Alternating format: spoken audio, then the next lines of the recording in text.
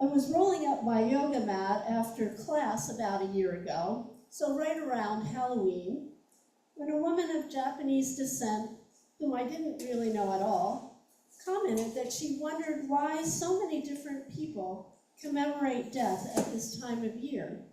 She wondered why that might be. I don't know why she decided to ask me that question. She wasn't aware of my background or that I'm a minister. But as it happens, I do know a little something about the subject. So I tried to answer her question.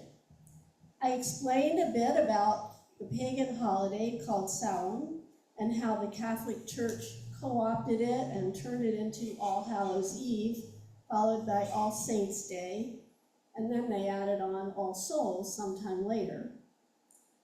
I also told her how the church had done the same thing with the Aztec commemoration, which was transformed into Dia de los Muertos.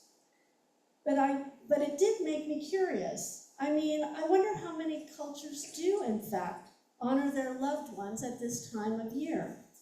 So I went on a bit of a quest. I discovered a wide range of traditions, from Japanese and Korean to African, among others. Here's some of what I learned. During Dia de los Muertos, fires are lit to guide the deceased loved ones home. During Obon, which is a Buddhist tradition celebrated in August, Japanese communities hang small, welcoming lanterns outside their homes to accomplish the same result. And the pagans have twin bonfires at Samhain celebrations, although in that case, worshippers run between the fires as a means of purification. Building altars at this time of year to honor and remember loved ones is also widespread. I know you have seen the colorful and elaborate Dia de los Muertos altars with photos and offerings of food and drink, and including specific things the dead relatives especially enjoy. So, for example, to honor my dad, the altar would include a golf ball and a bottle of Canadian Club whiskey. And for my mom, a deck of cards so she could play bridge. Koreans have a major harvest festival called Chuseok, with traditional and favorite foods for the deceased, and similarly again in Japan, altars are erected so spirits can visit them during Obon. The African Yoruba people typically celebrate their dead at the Egungun festival during the dry season, which begins in November. In Nigeria, people celebrate the return of their ancestral spirits during a Wori Odo festival, marking the event with feasts, music, dance, and theatrical performances, at the end of which masked men bid the spirits farewell. Then there's the sprucing up of grave sites practiced across all cultures that bury their dead, though that's not exclusive to this time of year. And again, of course, there's Halloween, which got that initial conversation started. So yes, honoring the dead and attempting to connect with them beyond the grave seems to be part of our common humanity. Memorial services and annual remembrances help us to move to an emotional acceptance of the death of the person we have lost. These commemorations can help us find new meaning in life itself and gratitude for it. They help us come together as family and friends. They help us renew connections among the living. And they encourage us to share stories, relate family histories, and pass our experiences and our values on to the next generation.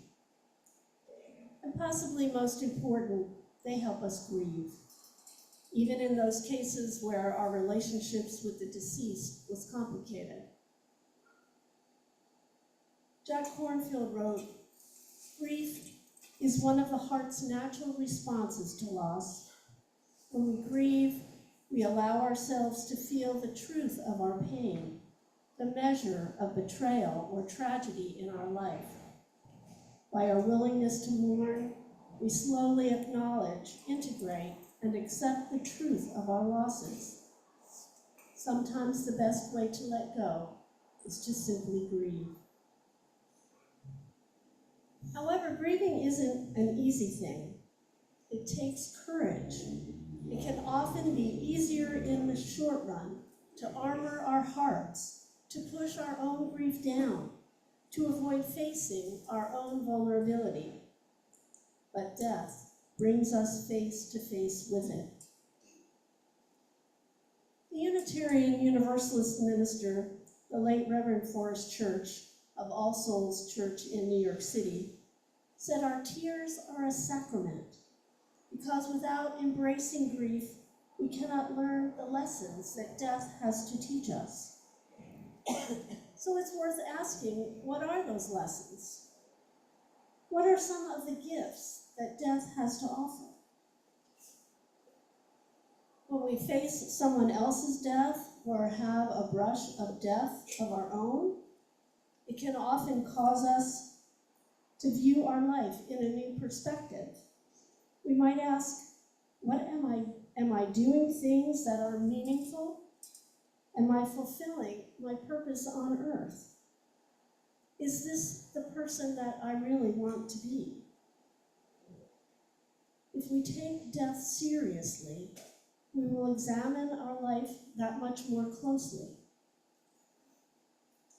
I know many people can have anxiety about death, and in some cases it's pretty constant.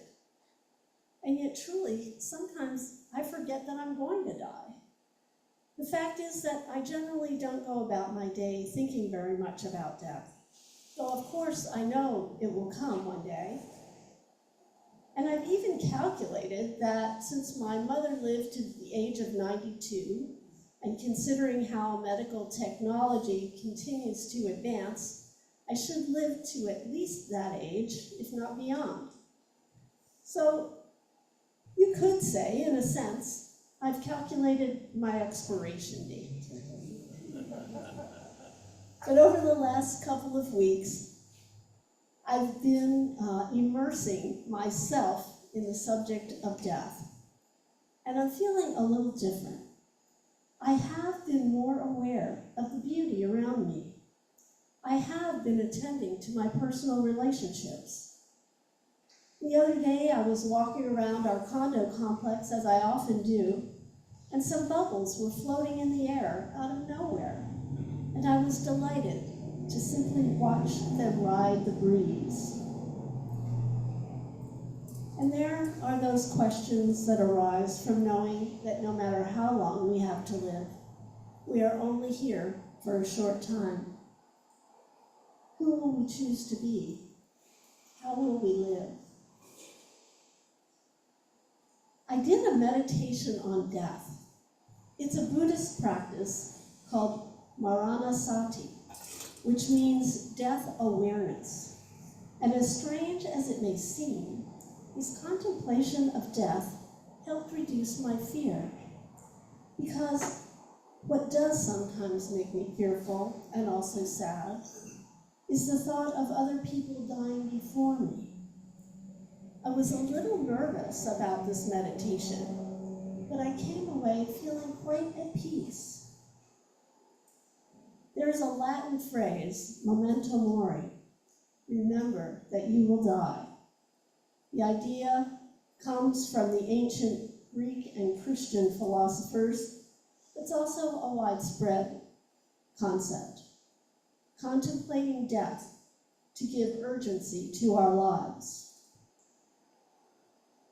As Christian theologian Samuel Johnson wrote long ago, when a person knows they are to be hanged in a fortnight, it concentrates their mind wonderfully. Time is our most precious resource. Focusing our minds on its limits can help us value how we spend it. Another factor that has brought me some peace and perspective was a book I read in seminary back in the 1990s called Heading Toward Omega, In Search of the Meaning of Near-Death Experiences by Kenneth Ring. For 3 years, Ring used scientific questionnaires and in-depth interviews to understand the experiences of hundreds of near-death survivors. His work confirmed the stories that we've all heard. Most people see a dark tunnel with a bright light at the end and feel a strong sense of warmth, love, and belonging. Some people see people helping them cross over or telling them to go back, that their work on earth is not yet complete. Interestingly, they have never reported seeing anyone who is still alive. These findings have been repeatedly verified by believers and non-believers alike. In fact, it's estimated that there are between 5 and 10% of the general population have had these experiences. What's more, these experiences often cause people to transform their lives for the better and to ease their fear of death. I know some are skeptical about these reports, but I kind of like that light, warmth, and love. It kind of sounds nice, doesn't it? I find some comfort in that for myself and for others. But what do most of us want at the end of our lives? A chance to say goodbye, to feel that our lives were well lived, to come to peace with our relationships, and find a way to accept that our time has come, to have a sense of dignity and respect. And I think we want to be surrounded by family and loved ones if we can, hoping that they too can accept death on these terms. And what makes all of that possible? Doing a lot of practical things like getting our financial and legal affairs in order, letting our loved ones know that our end-of-life wishes, like what kind of medical care we want at the end, and instructions about our memorial service. And, oh, wait for it, this is a new one. Making sure our beneficiaries have the password and social media information that they need. Oh my goodness. Those who have the luxury of time might even write their own obituary. In fact, that's not a bad thing to practice even now. The exercise can focus our perspective on the life that we are now living while we still have an opportunity to make changes. I read of one UU minister who spends a day every year at the cemetery contemplating his own death because it helps him understand his current life and to put things in perspective. He asks himself about various things. How important is it really? I also know a woman who decided against further care for her terminal cancer. She took the time to contact important people in her life while she was still able. She expressed her gratitude to them, one at a time. As Reverend Forrest Church has written, the true goal of life is to live in such a way that our lives will prove worth dying for.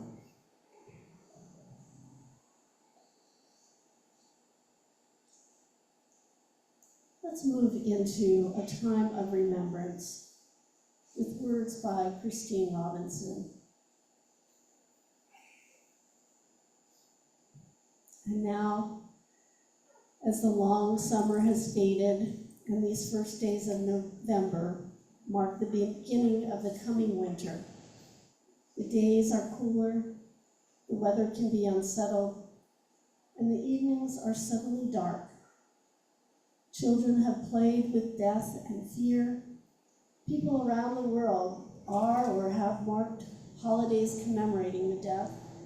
with picnics on graves, altars in our homes and places of worship, celebrating, remembering, honoring our family members.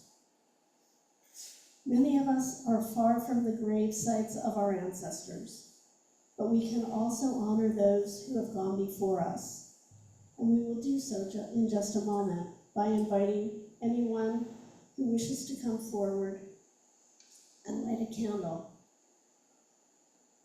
But let's take a moment to center ourselves and prepare for the ceremony.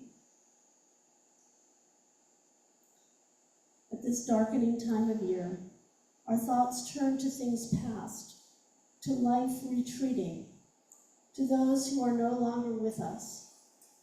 Images come to our minds of dear companions who once graced our lives, loved ones whom we miss, persons whose lives made an impact on our lives, of all those who were here, contributing, caring, and are now gone. Our memories bring both joy and sadness. Let us not push these feelings away, for our recollections attest to the enduring importance of these friends, this love, our memories. May these brave and lovely spirits live again in our tender thoughts and prove that death and distance are powerless to sever the bonds that connect loving hearts. And now I'd like us to call to mind with gratitude the ancestors of this community who made this church possible, with the words of Alondria Williams. We are part of the connective tissue that holds the legacy and future of our faith. We are the children of freedom fighters, visionaries, and radical liberal theologians.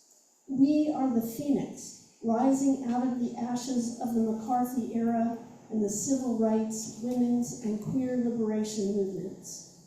We are the survivors and beneficiaries of youth-led and youth-focused beliefs and programming that encourage us to be change makers, boundary pushers, and institutionalists all at the same time.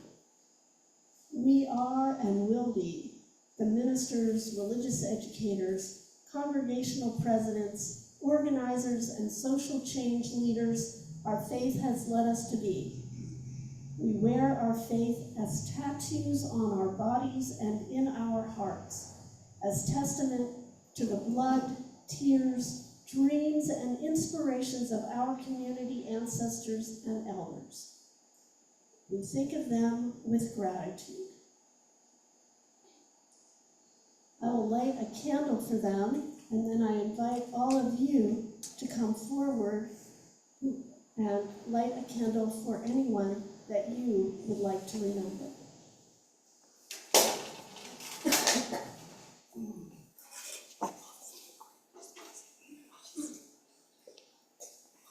Holy best in loving and being loved, hold us as we remember those we have lost and those who have loved us. May our gratitude sparkle in our lives. May our tears lubricate our souls. Help us to know that we are not alone in our grieving, and help us also to come to that peaceful place in which we can take what we learn from those who have gone before us into our own lives. Remind us that we too are mortal, and that the only enduring legacy we leave is the love that shines through our lives. So be it, and amen.